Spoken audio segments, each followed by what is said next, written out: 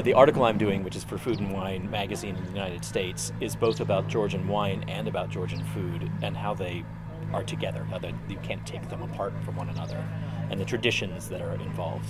So what I knew about Georgian wine before coming to Georgia was reasonable familiarity from having tasted it and having read about it. I write about wine and have written about wine for a long time, so there's been a lot of interest in Georgian wine in the past 4 or 5 years in the United States, particularly in the sommelier and restaurant community.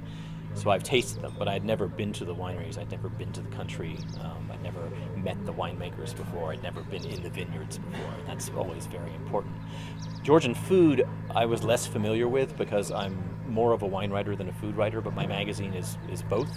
So I've had Georgian food in New York. There are a couple of restaurants that are quite good, but I'd never had such an abundance of food as here, and it's extraordinary.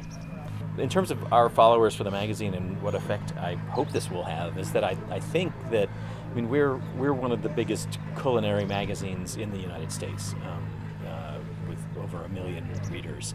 And what I hope will happen is that people will be made aware of Georgian wine and Georgian cuisine and realize how wonderful it is. You know, just talking about wine, it's a very competitive world these days. There's wine in the United States, there's wine from every single country that makes wine, there's wine from every single region that makes wine.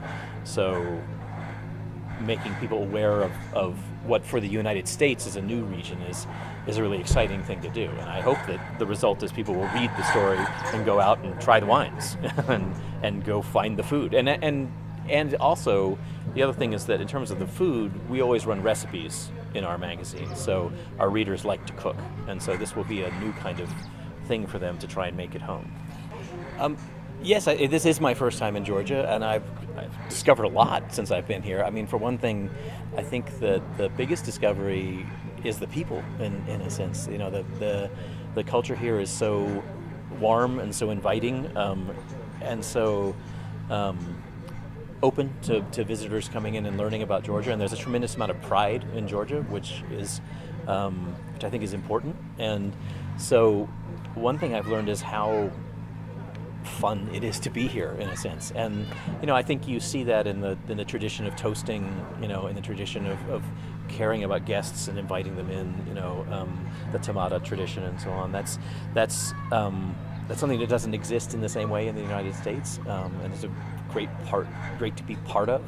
I think also it's been interesting for me to learn about how Qvevri winemaking actually happens, to see the Qvevris and to see, you know, understand physically how this winemaking tradition came about. The third thing that was extraordinary is I went to the archaeological site where the oldest evidence of winemaking in the world has been discovered, and as someone who writes about wine, it's amazing. It's like walking into history, and that's extraordinary. I mean, I couldn't have an emotion like that anywhere else.